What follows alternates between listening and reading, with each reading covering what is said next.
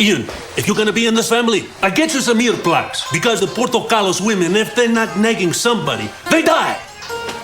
Oh, you're in so much trouble when I tell my sister. Tell me what? Let me see you. Christos Anesti. Alithos Anesti, Tia. Alithos Anesti. Tula, you're engaged. You're engaged. We never think it could happen for you. Never. Kaki, didn't we say that? We never think this day will come. Never. Never, and it came. Oh, is this him? Yeah, sorry, everyone, this is Ian.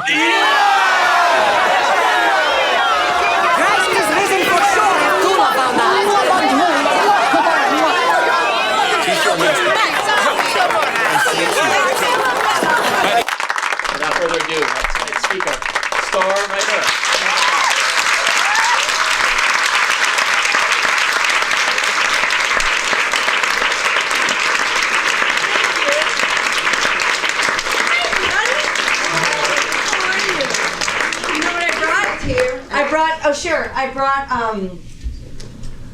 I brought prizes. I brought a poster, and I brought the script of my Big Fat Greek Wedding, and I brought my current project, because it just hit the New York Times bestseller list, my book, Instant Mom. So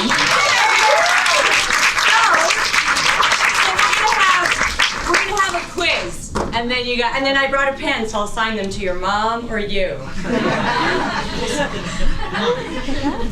So first of all, who came up with that brilliant title of my Greek, Big Greek? Big Fat Greek. I said it as a joke to my friend. We were here in Los Angeles. We couldn't get acting jobs. It was the time that people were giving development deals, the networks, to a lot of stand-up comedians, and we were from a sketch comedy theater called Second City in Chicago. So I said, I think I gotta write something again, like we had at Second City, but I'd never written a movie. So I thought, well, what I'll do is I made a list of all the stories I've been telling at parties for years. Like, my Aunt Vula really did have a lump on the back of her neck, and she claims it's her twin. And my dad really did use Windex. And I was a vegetarian for 11 years, and my family used to sneak meat into my food. They worried that my aunt grabbed me by this bone and said, I could snap you like a chicken. So all the things that happened to me, I wrote a list, and then I thought, I had just gotten married the year before, and I thought, oh, I'll just hinge it on the wedding. And how I write is I never know where it's gonna go, I just start. And then I just write, and then eventually it becomes what it's gonna become. Like Connie and Carla, I just wanted to sing in something, so I started to write a musical theater movie, and then I went, oh wait, what if they're drag queens? And just took the right turn.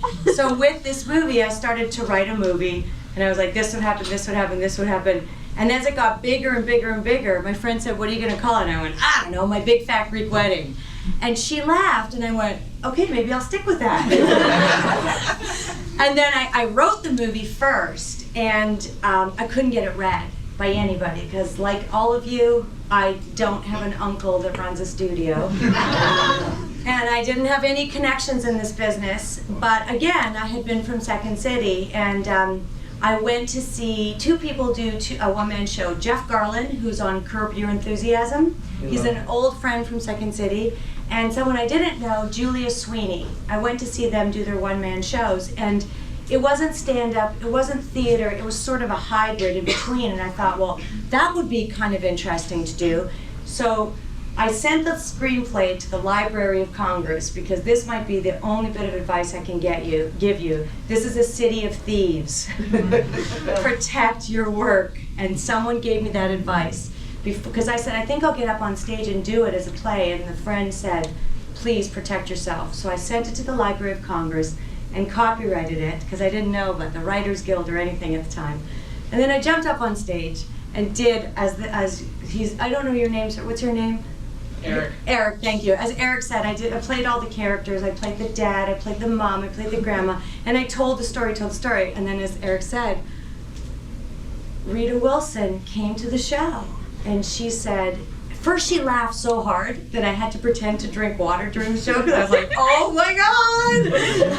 I just couldn't believe it. And then after the show, she waited for me in the lobby, and the theater was really expensive, you know, to do theater in Los Angeles. It was a tiny theater, tiny lobby, and she waited for me, and her first words to me were, I love you.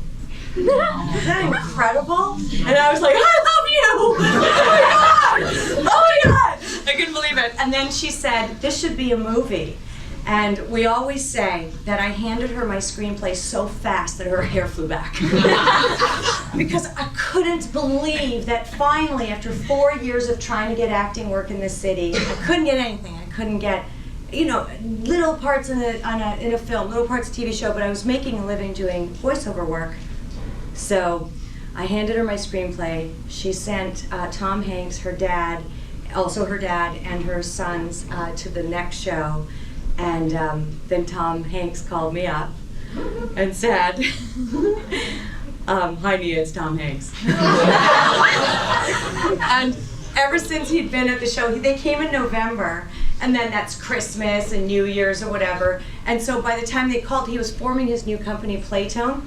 But ever since he came to the show, my friends were calling me pretending to be Tom Hanks. But like badly, like I never fell for it. Like I'd be like I go hello, and it'd be my friend Brian going, oh yes, Tom Hanks. I was like Brian, you know. So I never fell for it. But this time it sounded pretty authentic. So I went, hi Nia, it's Tom Hanks. I went, fuck off, Brian. And then I went.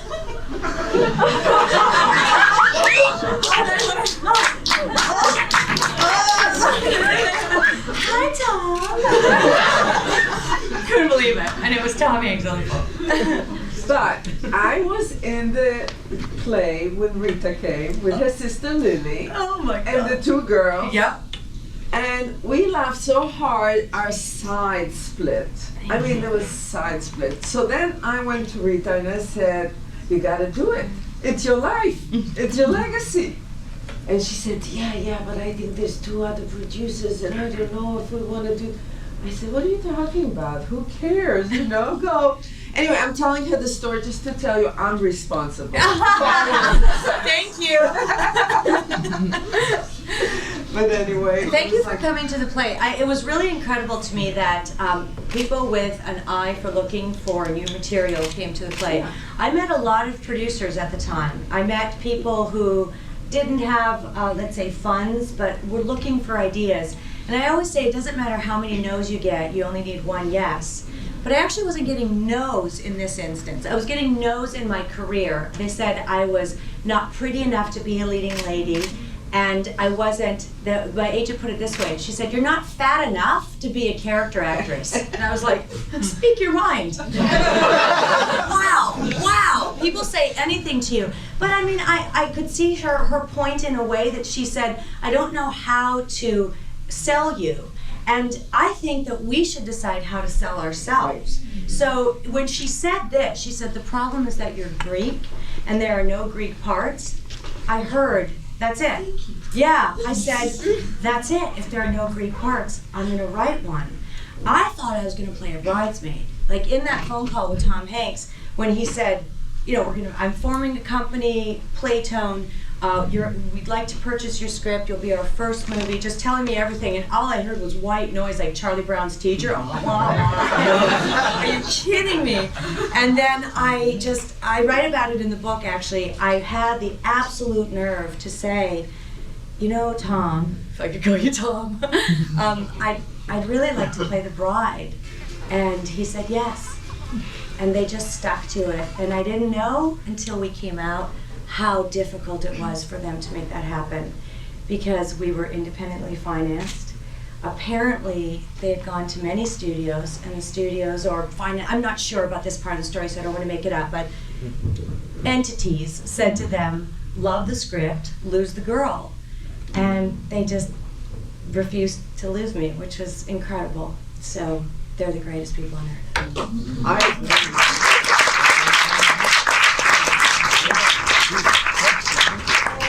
And I also I also know that once they made the movie, they had trouble getting a distributor. Yes, we actually had a distributor, and we had a test screening done, and our numbers were higher than Sleepless in Seattle. They were very, very high, but at the time, John Corbett had not hit that arc on Sex and the City. He was a very well-known actor from Northern Exposure, but that, right before it came out, he was doing Sex and the City, but then right before we came out, he had that arc with Carrie's character where she dumps him, and he says that line where he goes, "You broke my heart," and every woman in America was like, "Take my panties."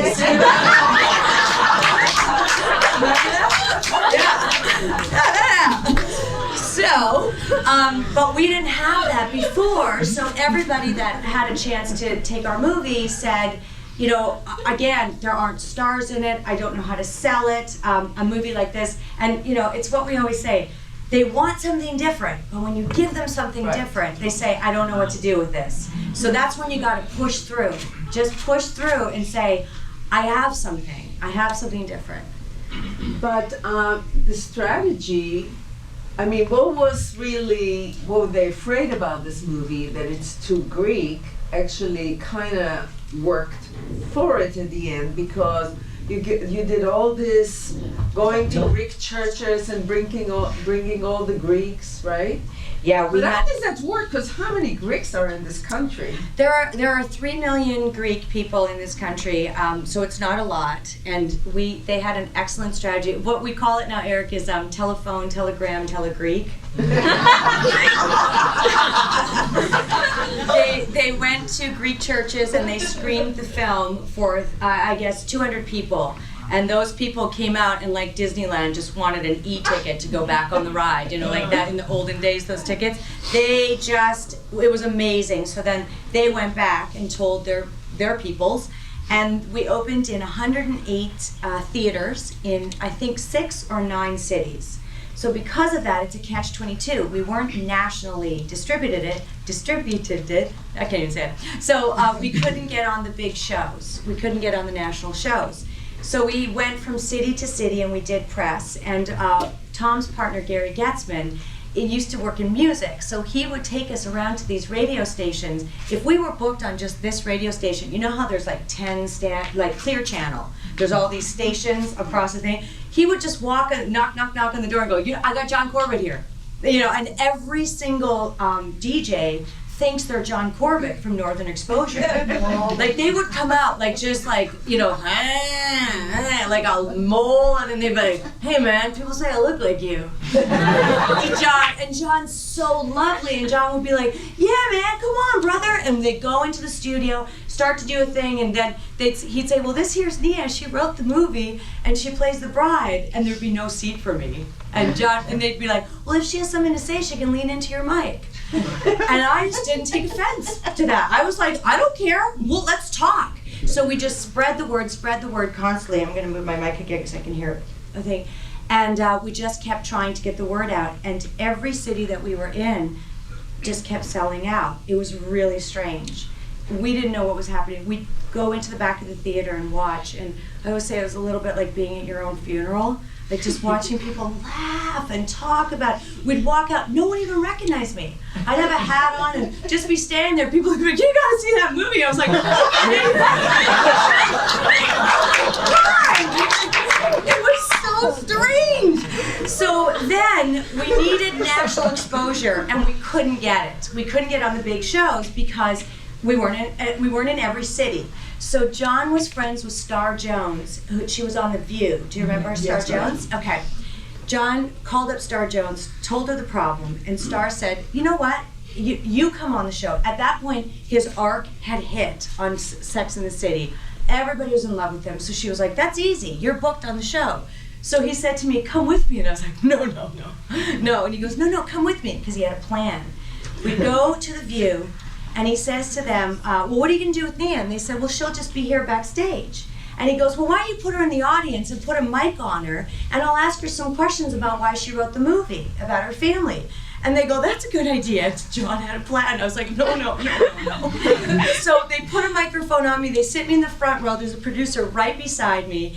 And like occasionally the camera would be on me and he'd do this or whatever. So John's sitting on the panel and he talks to them about the movie and he goes, and I play the groom and it's written by this woman who wrote it all about her family and she's sitting right there. And the camera goes on me and I go, and then John goes, come on up here. Because that was our plan. And I got up and I walked right onto the stage of The View and the producer was pushing me down and I was like, let me go. And I just sat beside him, what are they gonna do, pull me off? So now I'm on the panel with John and we're talking and we're telling all about the movie and they don't cut to commercial and lead us out with security, nothing. Because we have really good chemistry. I read the story, the letter that Tom Hanks wrote me after he saw my play. He said, dear Nia, I know you. You are one of those Greek girls who comes into the lives of men like me, men who are not Greek. We see you, then we work up the courage to speak to you, then we fall in love with you and get married in a ceremony where we walk around the table 3 times. Isn't that beautiful? And of course, I read that letter enough to memorize it, like I still have. So on The View, 20 years later. Yeah, exactly. I told the story, and then afterwards we're walking on. They're like, "That was great." The producers go to me, "You should come back and co-host sometime." I'm like, "Okay." And then we're in the elevator, and John and I are like, we holding hands, like we can't believe we pulled that off. And they said, "You two have good chemistry. Have you ever done live TV before?" And John and I go, "That was live?" We just had no idea. We're so naive. But that did it. That did it. We just took off and we were in so many theaters. And then we opened April 19th. By July 4th weekend, we had crossed $20 million. We were made for $5 million. And then it just went and went and went because your families went to the movie. Thank you. I actually, when I went to see it as the movie, I saw it as a play, and I went to see the movie at the beginning, of course, when it opened. And I thought that it was funny to me because I'm also an immigrant. But then I saw this WASP college kid laughing and laughing, and I said, okay, there's something here. It really crossed. It was really kind of amazing. It surprised me because I read a quote afterwards that said, go for this, I think I'm paraphrasing the quote, but I think the quote is, go for the specific and then universality comes. And that, I realized by accident, is what I did. I thought I wrote about my family and then found out that all your families were in it. But I remember an Anglo-Saxon couple saying to me, my family's crazy like that. And I was like, but I want to be you. What do you mean? The quote. I think it is, that's very interesting. yeah, I think it is the man who wrote Almost Famous and directed it. Cameron Crowe. Cameron Crowe. I believe it's him, I think. We should find out actually, but isn't it, it's a great quote. It's a great quote, actually. But when it was said to me, the person said, I think it's him, so I'm not sure.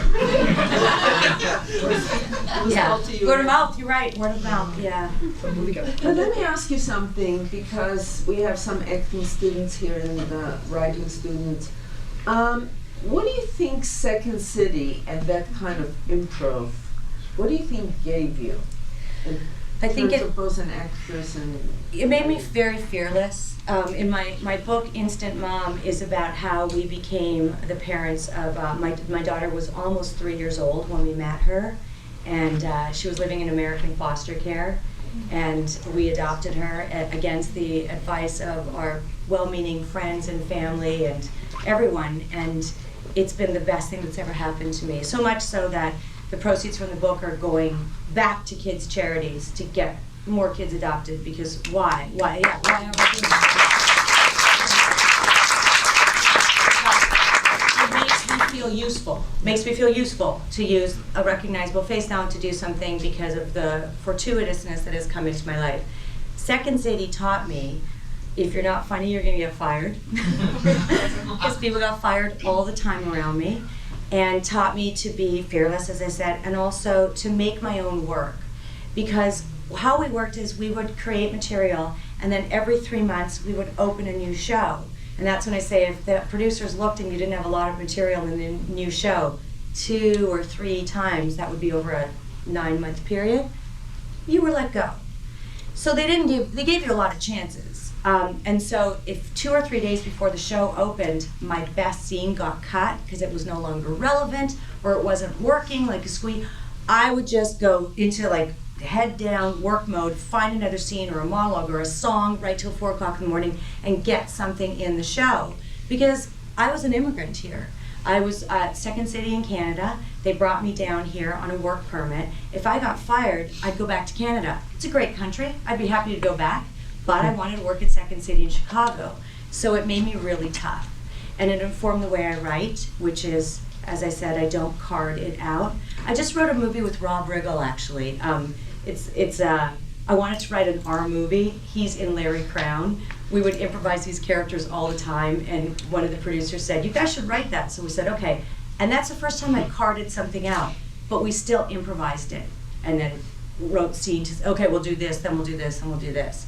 So I think that's how it's influenced me. Do you think that only comedy people can go to Second City, or do you think you can also be dramatic actor? Well, I think because it's a comedy theater. It's a comedy theater. Yeah, but I think, I mean, we had directors who were not funny. And if we could make them laugh, usually that material would get in the show. So, you know, there's a lot of, and I don't know, I think that theater is specifically for comedy people. But it makes you so tough that, like, the stuff after my Big Fat Greek Wedding that came my way, like, I could have done the sequel 19 times. We had signed the TV deal before the movie came out, just to answer that question. And then when that didn't work, I was like, all right, what do I want? I wanted to sing in a movie. I should have commercially done a sequel and a cookbook and everything, a Broadway show and everything that was offered to me. But I was like, no, it just didn't interest me creatively. So I just followed my muse and did a movie for our gay and lesbian brethren. Yeah, I had a great time with a bunch of drag queens. And I think that's the most important thing that I learned. The money is not important, and I know that sounds naive to say, but it doesn't matter. If you do a big commercial hit, but you sold your soul and you lost your best friend to get there, it won't matter. You'll be on your third marriage, looking out at Malibu, sipping a martini, going, this sucks. So while I was writing Instant Mom, I realized how I kept my sanity is, I have the same friends, I have the same husband, I have the same family, I wanted to be a mom, and against all odds I became a mom by adopting our daughter. But I think that's the key to it all. Second City taught me, be true to yourself and do what you think is right. And I had very supportive agents, actually, when I decided to step back out of acting and just write no, I shouldn't say just write, but I mean solely write for a few years. They were fine with it. It's you got to find people who support what you want to do. The reason why I'm asking this is because I did read your book, and I saw that you were finding your way to comedy because at a certain point you wanted to go and study, to be a classic actress and Shakespeare and whatever, and they basically said, I think you're going to be good in this, and you find your way into comedy, by basically either being fired from other arts or figuring out that it's not really for you and so on and so forth.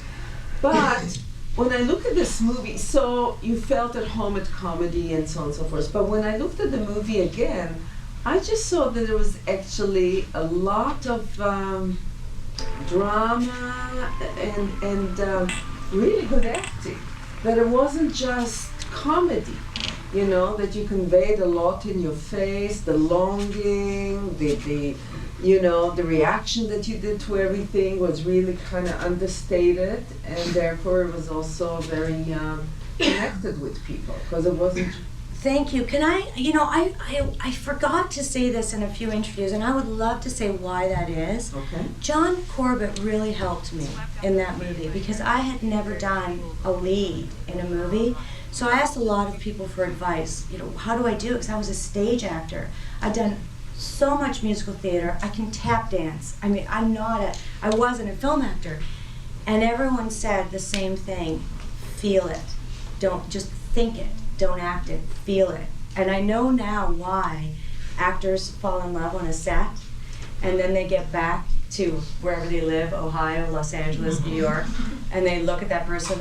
It's like when you go to Hawaii and you're like, I'm gonna wear a Hawaii shirt, like that, with a palm tree, and you think it's cool, and then you get it back to your home, and you're like, no, neon, no. I know now why actors fall in love, because you really are feeling those feelings.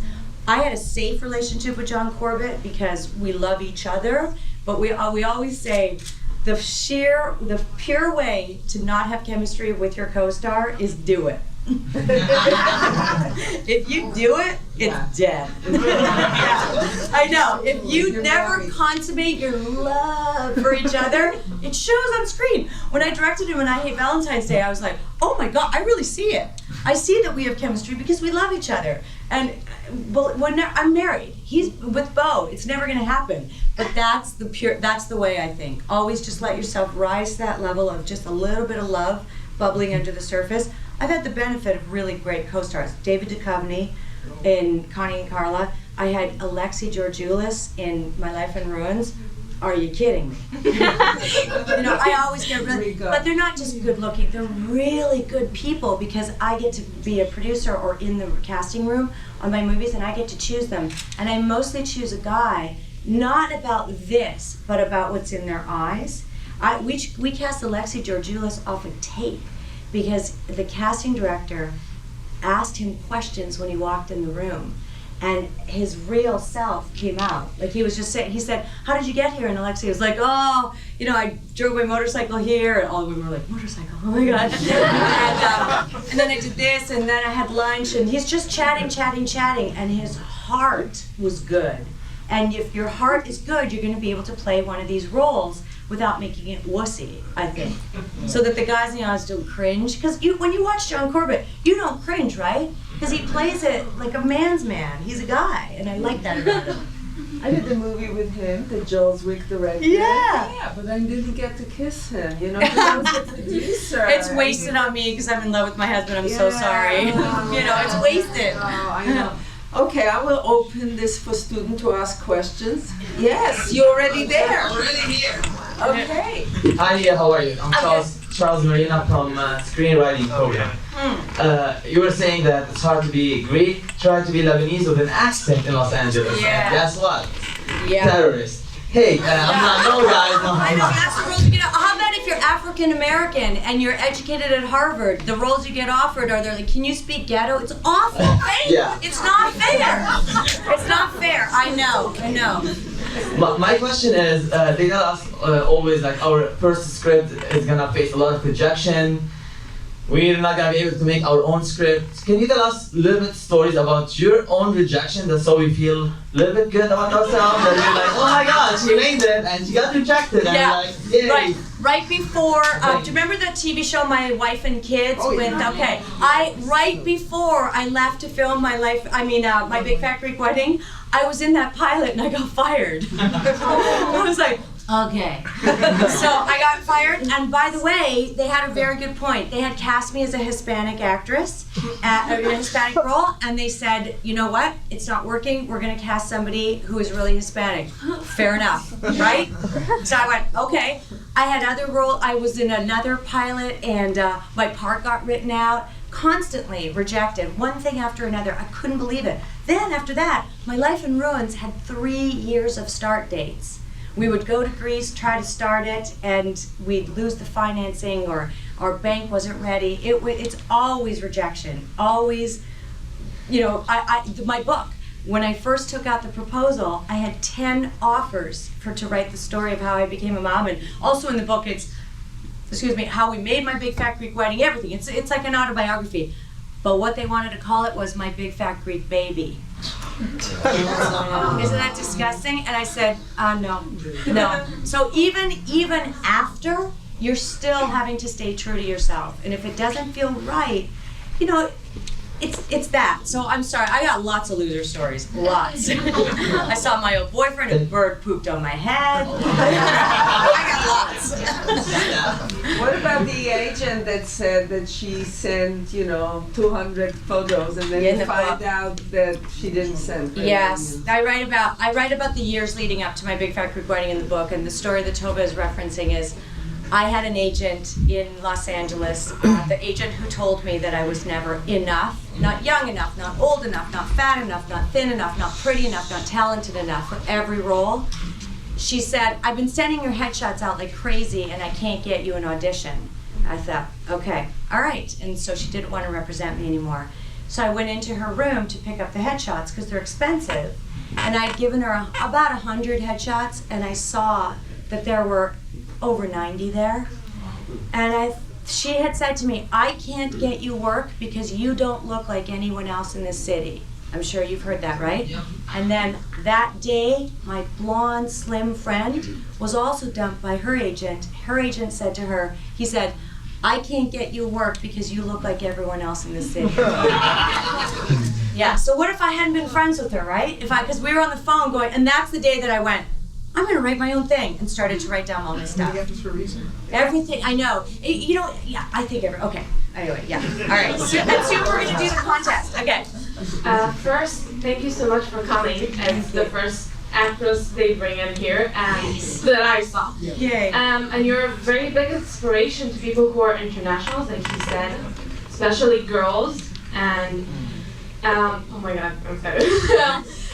So, what would you suggest and advise to starting actresses who have not a lot of experience in acting, not a lot of experience in comedy, not a lot of experience at all? I did, when I first moved here, I went in the back of Backstage West and I did student films to get a reel because I didn't have any tape on myself. I had lots of stage, but no tape.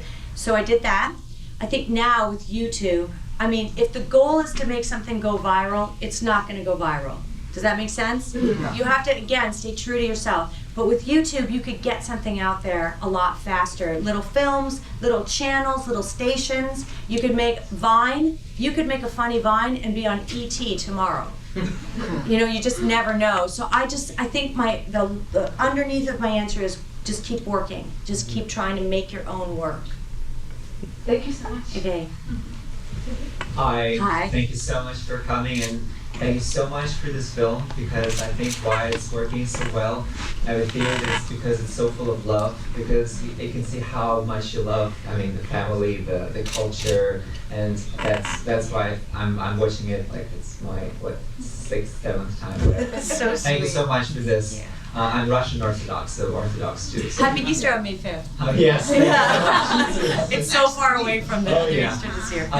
Anyways, there's a voiceover at there's a voiceover in this film, and we're discouraged. It's a big red light. Yes. Please, no voiceovers. Yes. This is one of the don'ts that she did, which works brilliantly. Can you also share any other do's or don'ts that you have in your writing process specifically? Yes, there was a reason there was a voiceover, and it's a scene that was cut. The little girl that plays Paris at the end of the movie, my daughter in the movie? The movie starts with me telling the story. The movie ended with a scene where I'm looking at Paris and I'm saying, and so that's how it happened. That's how your dad and I met. And honey, that's why you have to go to Greek school. As if the whole movie was for that. Isn't that, yeah, right? Oh, yeah. But it didn't work. The scene didn't work. We tried to do it. We looked at it. It was not, it was asking the audience to remember I spoke to you at the beginning, and by then they've gotten married with me. And yeah, they're gone, So we cut the scene and just added that little bit at the end. We re-recorded it here in Los Angeles, and it seemed to work. So again, I say break the rules. We're supposed to have our characters broken by this page. We're supposed to not introduce a new character. But how many times have you seen a movie that gives you the shivers because it's different? So I guess like Picasso, I'm not saying I'm Picasso, I'm saying, I guess if we learn from those masters, that if we learn how to write the way we're supposed to, we can then bend to paint how Picasso painted. But so I understand, yes, I think we should learn the rules so that we know what we're breaking.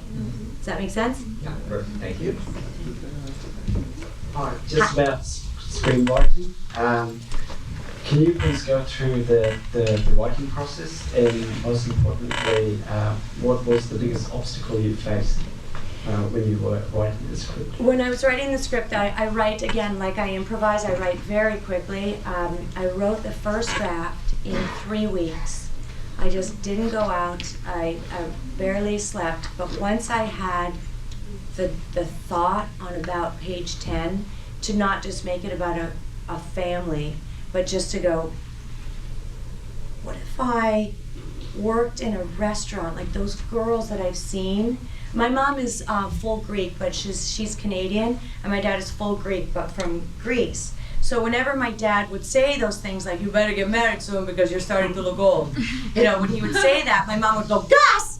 And stop that in its tracks. And so I had both worlds, but sometimes I would see girls working in those diners, any ethnicity, and think, there but for the grace of God go I. Like when I wanted to go to theater school, the way I got in, 27 students from across Canada were accepted to this classical theater school, and the way I got to go, so I had to move to another province, you know, a 3-hour flight away, was I said to my dad, they only chose 27 people out of thousands that auditioned. My dad was like, nope. And I said, and I'm gonna be an actor. Nope.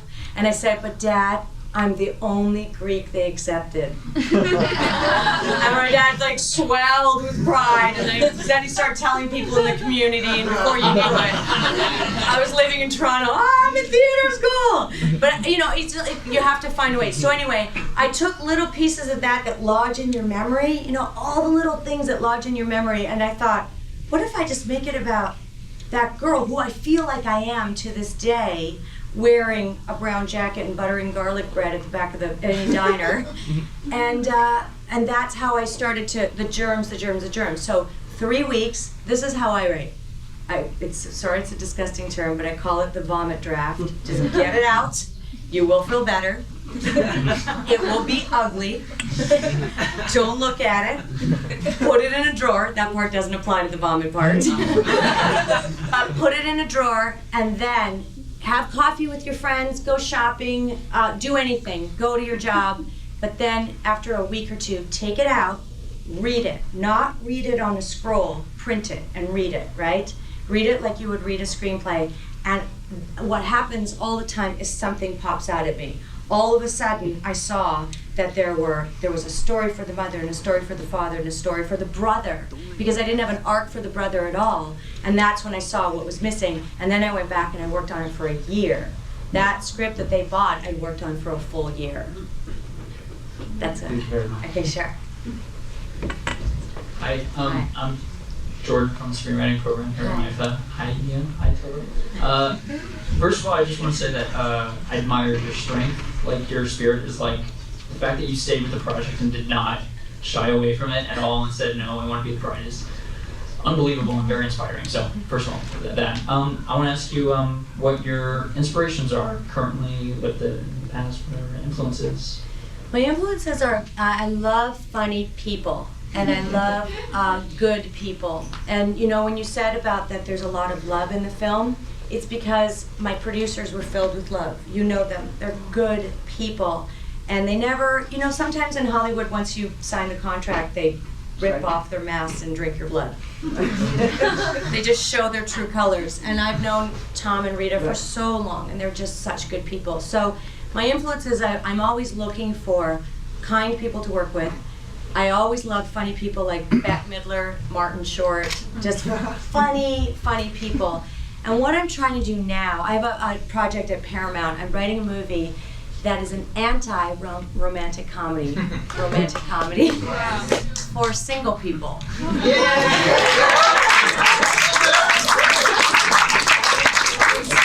Because something happened to me when I could not have a child biologically.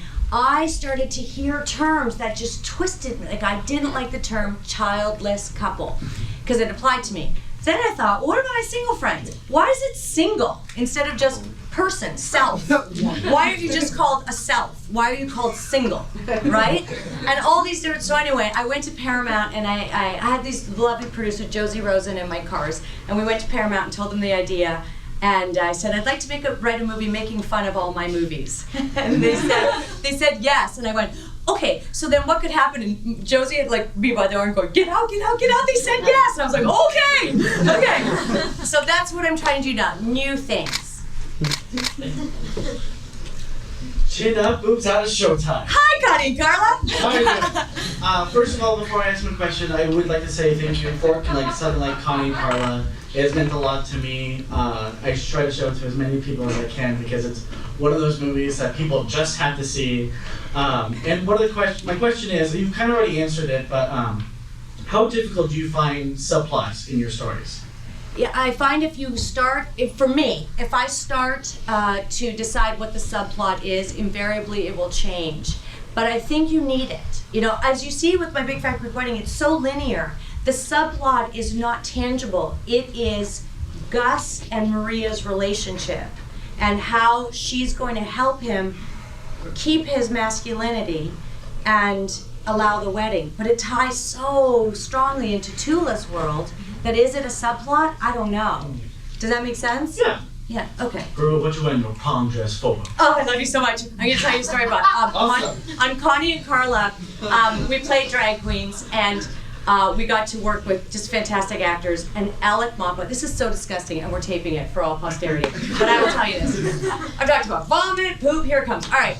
Alec Mappa, right before we would film a scene, he would tell us, he would imitate Carol Channing in a bathroom stall. So he would just do this. Out of the blue, he would just go, corn? When did I have corn? Yeah. So we had multiple cameras, dance shoes on, tight, drag queen wigs up to here, lipstick, everything. We're like tottering onto the set, and they'd go a 5, 6, a rolling speed, a 5, 6, 7, 8, and right before we dance, Alec would go, corn.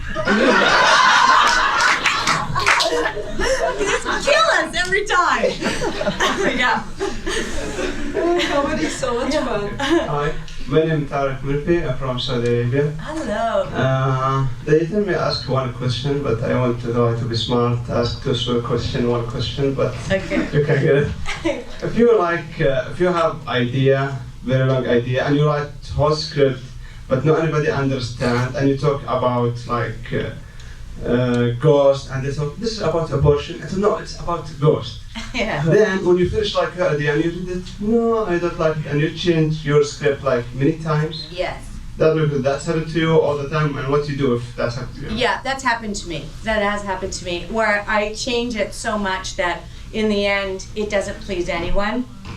I finally just got back to writing what I want, which is with my book, because I found so much that I was acquiescing to what the studio wanted. I think it's because I'm a nice Canadian, I want to get along, I don't know.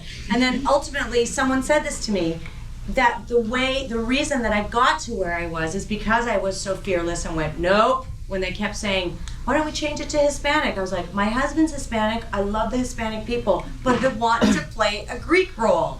It was so hard to just get that through. And so now I've come back to it full circle. So you lose yourself a little bit in Hollywood.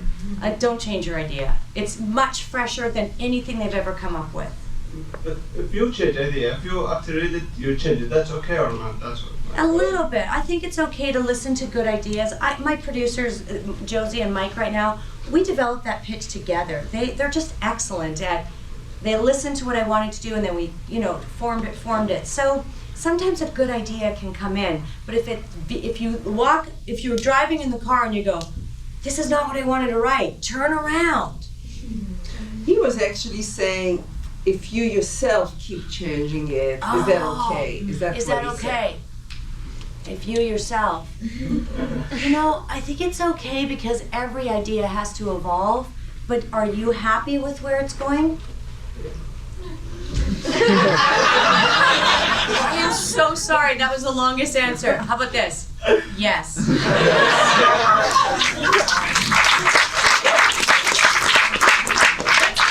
Let's do a contest for just 1 minute while people are saying, all right, let's do this. Does anyone know my full Greek name? Portokalos, the movie? Yeah, no, my real Greek name. Vardalos. And?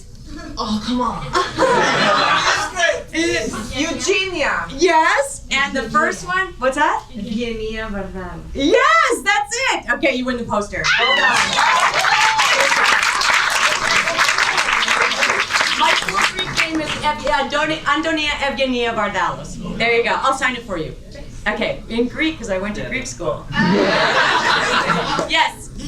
Hi Nia, thank you first of all for coming and spending time with us, sharing your awesome stories, and you're seriously really funny. My name is Corinne. I go by Q. My question for you: you have so many different hats. Like you're a writer, you're an actor, you're producing. How do you keep all your different hats, like that one particular hat? How do you deal with that? Because you wrote, take for instance, My Big Fat Greek Wedding, you wrote the script, but then you also acted in it, so how do you deal with that separation? Well, I had excellent producers on that, so I had a lot of, I didn't know we were low budget, for example. I had John Corbett helping me with the acting. Like, I'd say to him, tell me if it gets too big, and so we would try a take that was a little more animated, and then we both agreed, let's take it down. For the proposal scene, that was a 3-page scene where we confide in each other that we have to go against our families and just get engaged. And when we rehearsed the scene, we both felt, we finished, then we broke for dinner. It was at night, and we were eating dinner together. And I said, it feels fake to me. Does it feel fake to you? Now, if I had producers who weren't supporting me, they'd be like, no, we love this, we're gonna keep the script. But I went to the producer, Stephen Shureshian was on set that night, and I said, can we just try something? And he said, sure. So we put the camera here, we were both there, and we just locked it off and just sort of improvised what we talked about doing, and that's the scene that's in the movie, the proposal scene. So to answer your question, yes, change constantly. That's why I love working with John, because on I Hate Valentine's Day, where I wore too many hats, and I will never do that again, they said I could direct it if John and I would star in it. I wanted to try directing, but everything went wrong. We had an awesome DP named Chuck Minsky, who was going to do our movie almost for free, and we couldn't afford him. The financiers made a decision that we would not pay him his fee, which was not right. So we were on the plane, and I was like, what am I gonna do? I'm going to direct a movie, this is crazy, we don't have a good DP. And they kept saying, well, get someone in New York, there's great DPs in New York. But by the time we got to New York, everybody was booked. And we got somebody who was not a happy person. And I always say, if you walk onto any job and you cannot spot the asshole that everyone's talking about, it's you. Once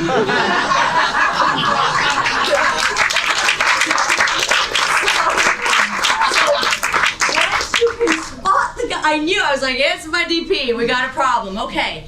And there were so many problems, the camera never moved. And there were so many problems with the film, it was so many mistakes. And I would walk by the producers, we were very good friends, William Sherrick and Jason Schumann, and we would just mutter under our breath, good head, Chuck Minsky. Oh my God. We made a huge mistake not paying him what he should be paid. So my answer to that is, if you're going to wear a lot of hats, make sure you have the team that I had on My Big Fat Greek Wedding.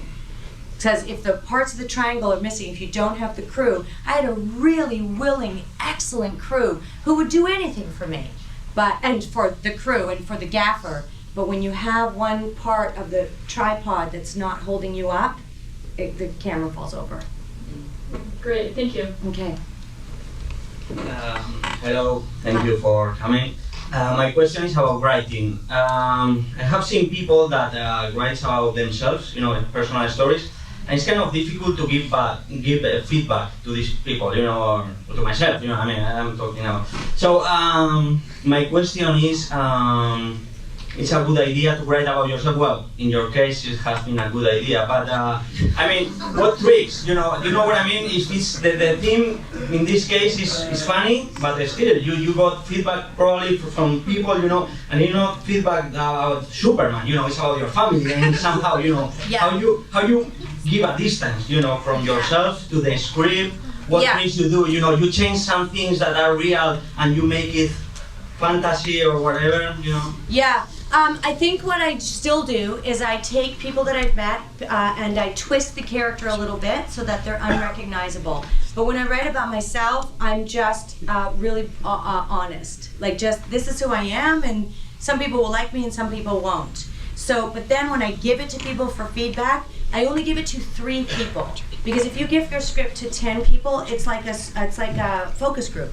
So, you know, don't do it. Some people will like something, some people won't. Even in a focus group, if you hear, I don't like that person's character, they're a little bit harsh, from one person, don't use it. But if you hear it from 20, something's up. Does that make sense? Yeah. And they might be a little bit harsh, and that's okay. But so does that make sense about feedback? Just 3 good friends. Listen to them, and if 2 agree, then they might be onto something. But it's 3 different opinions, then your script might be all over the place. Yeah, so you change. So when you talk about yourself, you are like very true. I mean, what? I am. I mean, I usually write a line in the script where the boy calls me pretty. You know, okay. I'm not an idiot. Yeah, sometimes you have to change things to be more cinematographic. Yeah, you have to change things.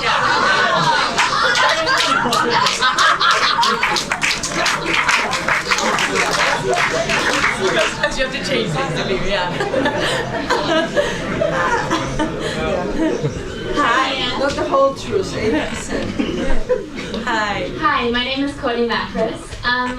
I'm an actress, I'm not a writer, and I feel a little bit awkward asking this question in front of a whole lot of writers, but I love making my own work, and I'm a pretty good little dramatic writer, but writing comedic dialogue really just stumps me. So do you have any tips about writing comedic dialogue? Do you know that book? Sorry, this is so potty mouthed all night, but do you know that book, Shit Girls Say? Have you heard this book? It's so funny, and there's vignettes on camera. These 2 guys wrote that book just listening to what women say. Yes. And they're not necessarily comedians. I mean, one of them is a graphic artist. I know them because one of them, Kyle Humphrey, designed my book cover. And they're really funny guys. So I think we say things that are way funnier. If you start to try to write a funny line, it's not going to be that funny. But if you just think of what people say to each other and to you, I think that's the key to comedy. Okay, thank you. Sure. Okay, we're going to do another contest. Ready? Okay. Okay, wait. This is for the script of my Big Fat Greek Wedding. Okay, ready? Okay. Can anyone tell me where we shot the bulk of this movie? Chicago. New York. Canada. Wait, raise your hand so I can hear you. Say it again. It's not Chicago, it's not LA, it's not Vancouver. Who said Toronto? Who said Toronto? You did? Yeah. Yeah, Toronto.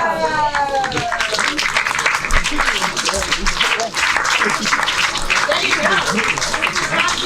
go. We shot the majority of the film in Toronto using my Canadian status, and then I have dual citizenship actually because I wanted to vote for Al Gore, and then we got the bulk of the Chicago footage from a stock house. Yeah, I know we were low budget. Yes. Hi, my name is Shay. I am American. Hi. And sorry. So my question is, being backstage and shooting the movie, obviously you're doing all these different things, producing and taking care of business, but when you're not taking care of business and you're acting and you're backstage with, all your coworkers, you interact and you bond and you have fun times. What is one of the funniest moments backstage that you can remember filming My Big Fat Greek Wedding?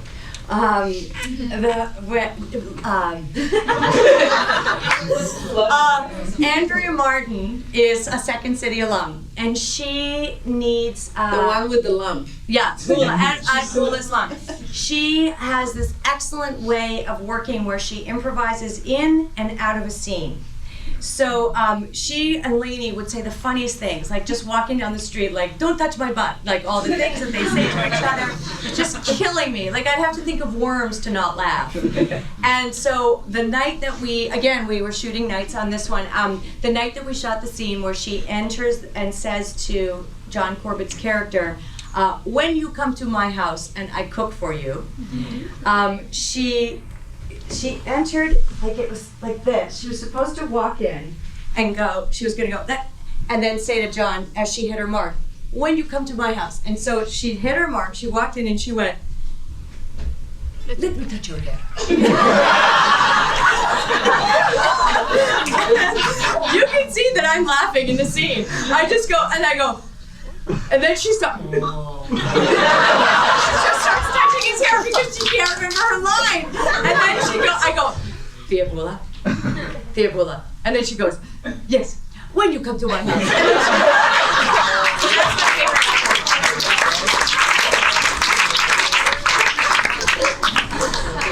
Hello. Hello. My name is John. Hi. I was just curious. Okay, so you said that you have written, obviously, screenplays, and you've written plays. Now, how would you say, is it easier for you to write comedy for a screenplay or for a play? Like, what exactly, how do those two play differently? I think the comedy for a screenplay is much easier because live actors are going to make it better than anything I ever thought in my head. And so I love writing screenplays because first I hate writing screenplays, to be honest. It's very lonely and you're by yourself in a room. and a voice in your head is going, this sucks, no one will ever watch it. And then impossibly it gets made, and then you get to see an actor say a line come out of their mouth, and they make it better. It's just amazing. So that's my favorite way of writing. Killer. Yeah. Thank you. Sure. By the way, the line is closed. Oh, okay. Because I gotta go to San Diego tomorrow. Hi, my name is Akshay, and my question is regarding the Greek characters in the film. Were all the actors playing them Greek, and if they were not, how do you make them convincing, and how did you bring that authenticity? You know, because I had the door slammed shut so many times because I wasn't the ethnicity that they wanted for the role. I wasn't white enough, I wasn't ethnic enough, all those things that were said to me. We had a big talk during casting that we were going to look for a person that was authentic, so I think we were saying Greek, but that we weren't going to be racist about it. And I absolutely loved our casting directors for just reaching out to the community. Michael Constantine I think he has sort of retired from acting and moved to Reading, Pennsylvania. He plays the dad. And he came in, he happened to be in town, his agent said, you should go in for this thing. You should go in. You know, they've looked at everybody from Hector Elizondo to, I mean, I don't even remember, Philip Hall. We looked at everybody, and we couldn't afford anybody, to be honest. And Michael came in wearing a fisherman's vest. And we were like, oh my God. And then we looked at his headshot, and he was wearing a fisherman's vest. Like, he was so that guy. It was just amazing. And then Andrea Martin is Armenian. Gia Carides, who plays Cousin Nikki with the hair, is half Greek. Everyone is just something, you know. Louis Mandylor, who plays the brother, is Greek. So anyway, it was a melting pot. Lainey Kazan is Sephardic Jewish, and my dad came to the set and said to her, are you Greek? And she said, actually, no, Gus, I'm Sephardic Jewish. And he went, you're Greek. And she went, no, I'm Sephardic Jewish. And he went, no. Alexander the Great went through there, spread his seed.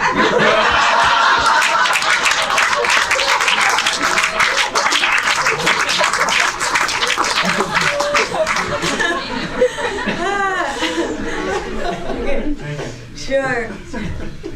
Hi Nia, thank you so much for coming. Hi. You're my huge new inspiration.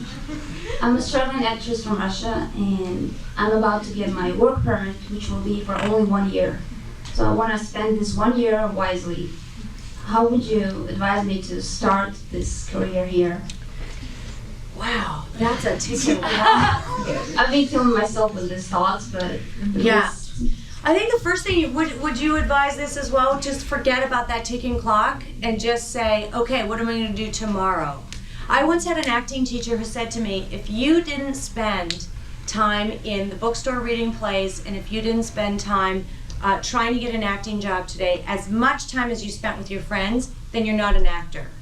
And I love that he said just the pursuit of being an actor was an actor. It's good advice, isn't it? So I think if you can just get out there and try to get in as many plays as you can, or what I said about the back of Backstage West, because you could get a film reel so that by the time you have to go back to Russia, you could petition for Artist of Distinguished Merit. You could do something. You just don't know what could happen. And one last thing, is it important to become a union actress? I mean, how soon should I do that? I think it's important to get a film reel. As a union actor, I should probably not advise you to do anything, but I'm going to tell you this. Student films are non-union, the back of Backstage West. You could get yourself a lot of work, but if you're going to work in a non-union production, be careful. Protect yourself. Make sure if they say, we're going to put you in this bathtub and fill it with bubbles, make sure it's real bubbles, it's not Dawn dishwashing liquid. Because you'll get burnt. Just be careful of just certain things, because that's why we have unions, because people are trained.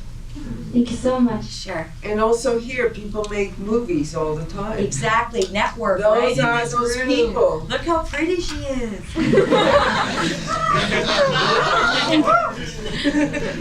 All the actors, will you please stand up just for 1 minute so all the writers and directors can look at you? Will you turn around and look at each other? Look! Actors, writers, directors, dates.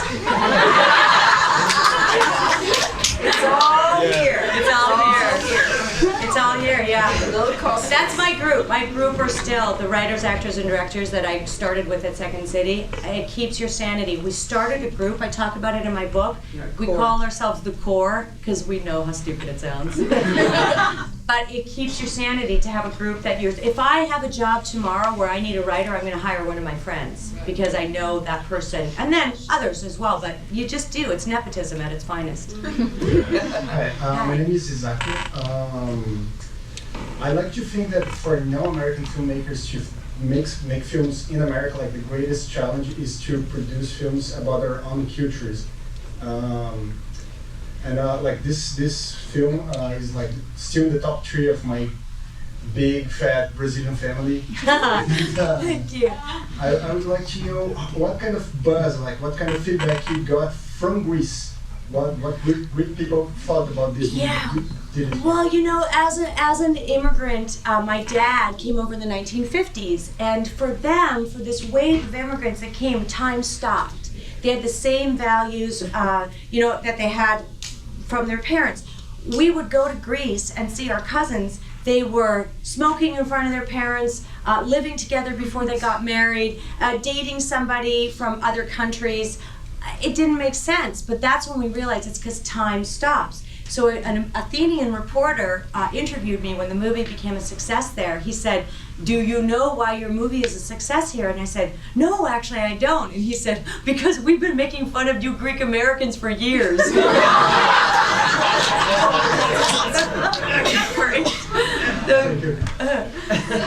I get lots of tweets from Brazil, by the way. I love it's amazing. It's a country full of, I just love every day. If I'm having a bad day, if I'm writing with that voice in my head, I'll just go on Twitter and go, It's just love. Yeah, it's just love. You were there? I need to go there. Yes, you do. I would love to. Can I stay with you? All right. Hi, my name is Mohammed. I'm from Saudi Arabia, and I'm a filmmaker in Napa. Sorry. In the script, when you start writing a script and you have this story in your mind, and you have the beginning, the first act, and the third act, and the twist, and everything set up in your mind. But for some reason, when you start typing and you do your first draft and second draft, the story goes in a way that you don't want. Yeah. Does that happen before, and how you solve this problem? I usually go with it because I think that our instincts are usually better. It's okay. I think our instincts are better than what we had ever planned out. I learned that at Second City. if we tried to plan what we were going to say in a scene, it usually didn't work. But if we just were improvising and it was free flowing, whatever came out of my mouth was usually better than anything I ever planned.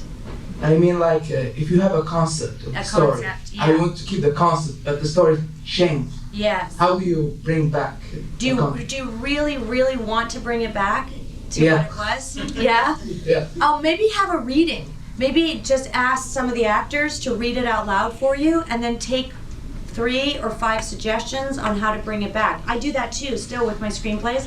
I ask my friends to read it out loud. Do you think that might help? Yeah, thank you. I think you guys need to network and hands up And first. Patty Chayefsky, who wrote some of the best 70s movies, you know, Network, Hospital, used to sit in a room with nothing there and a typewriter, and above it says, what does the hero want? So when you get lost sometimes, see if it follows that. That's excellent. I like that a lot. Yeah. I like that. What does the hero want? Hi. Hi. Last but not least. And then we'll do the last contest. Okay. So you've obviously worked with some amazing people. Do you ever get starstruck? And if you do, how do you deal with that? I do get starstruck. I was at an event recently, and Meryl Streep was there. I know. And that, like, the greatest thing, you know Kate Flannery, who's on The Office, red-haired Kate? She's in the core. She's part of my group. We all were in Second City together. This was I was standing there, and Meryl was talking to Marcia Gay Harden. Like, just the talent in that bubble could make the whole room explode, right? And I turned at the moment that they both turned to me, and I know Marcia Gay, so I said, oh, hi, to Marcia Gay, and I turned to say, and Meryl went, hi, Nia. And I seriously, time stopped. I didn't know what to, dry mouth, total dry mouth, and hi, Meryl. Awful. And then it was great, and we shook hands, took a picture, and then I turned to my right, and my friend Kate Flannery had seen it all. She was this close, and she went, oh, I saw it. I saw it. Oh my God, I saw it. And then as soon as we got home, we went on Wire Image to look for the picture. It was the greatest. So yes, I really do get starstruck. Okay, now we're gonna do one last contest for my book, which I will sign to you or your mom or anybody. Can you tell me my husband's real name? Ian. And? Gomez. No? Yes, not you. What's his name? Yes. Is your real husband? No, my real husband. Ian Gomez. Yes, Ian Gomez. Yeah, that's it. That's it, yeah. Oh, yeah. What show is he on lately? Oh. What was this show? Cougar Town? Cougar Town. Okay. Yeah, you get the book. Yeah. Yeah. Okay, you guys, thank you so much.